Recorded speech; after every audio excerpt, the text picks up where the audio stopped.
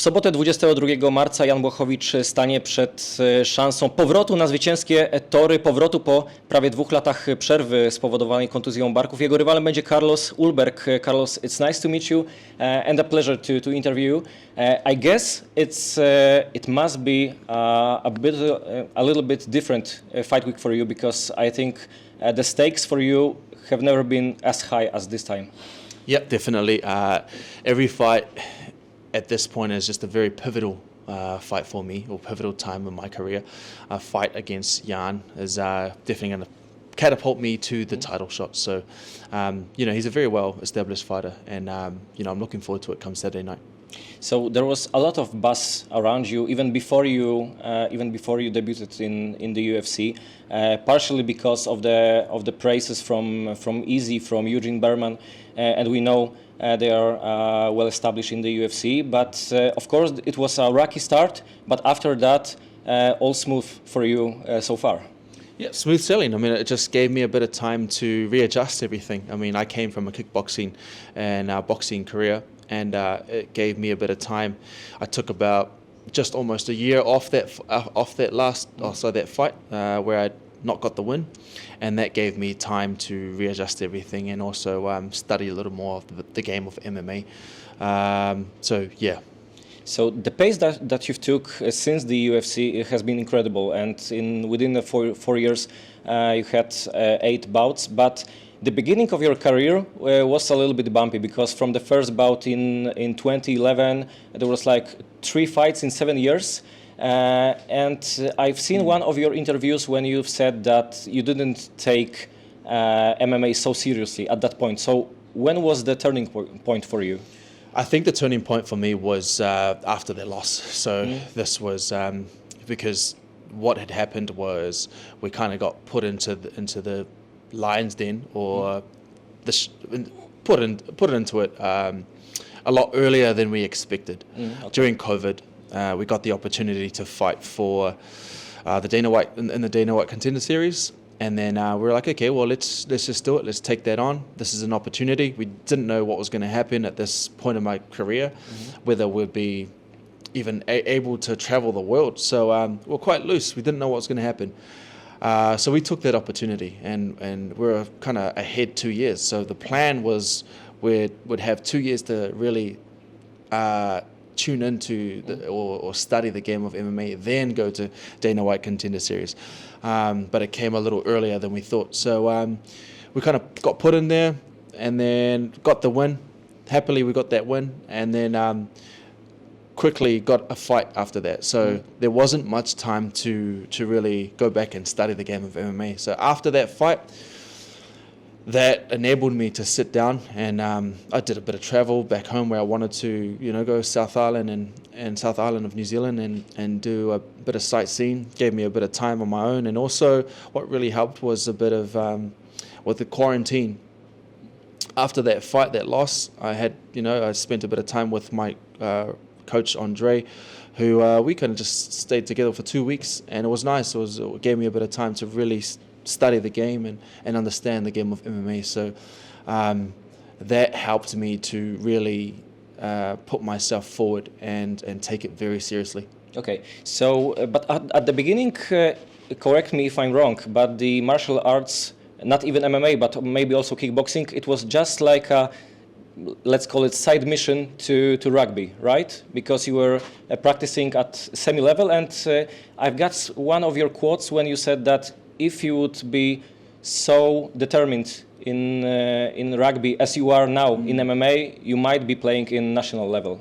100%, yeah. If I had the same mentality that I have now when I was playing rugby, I'd definitely make it the top level. So, growing up, I always wanted to be an All Black or the top with rugby league as well, which is the Warriors. But we took the turning point, and that turning point led me to MMA. And I started with boxing, understanding and knowing that I needed to clean up my stand-up game first. And the whole vision was to get into the UFC from such a long time. I see. So when you got to the UFC, when you took the sport so seriously as now, did you believe that within the 4 years you will be fighting in a possible title eliminator with former champion? Yes, yes. I always had the faith and belief that I could do so, and I still believe that for sure. Okay, and let's talk about Jan, your next opponent.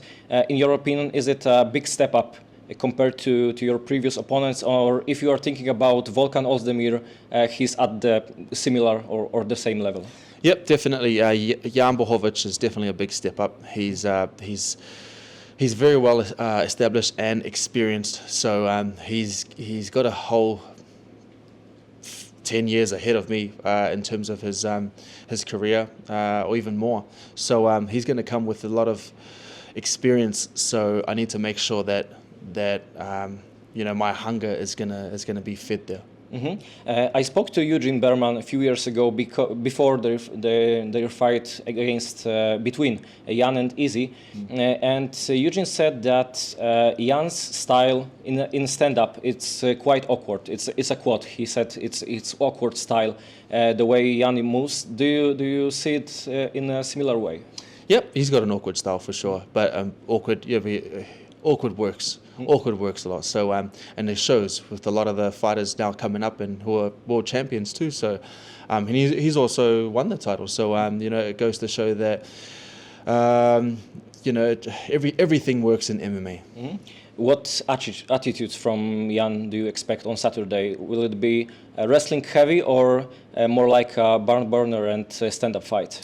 I feel that Jan Blachowicz will come with everything he's got.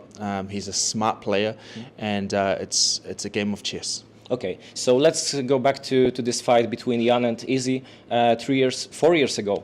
And you've had a chance to watch it, maybe even cage side. I don't know, because you debuted on the same event.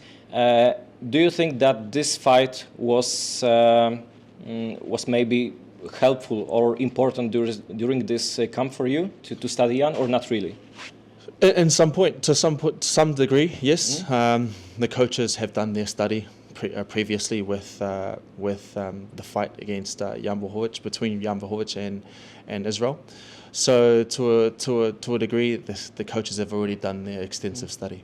Did you get any tips from Izzy himself?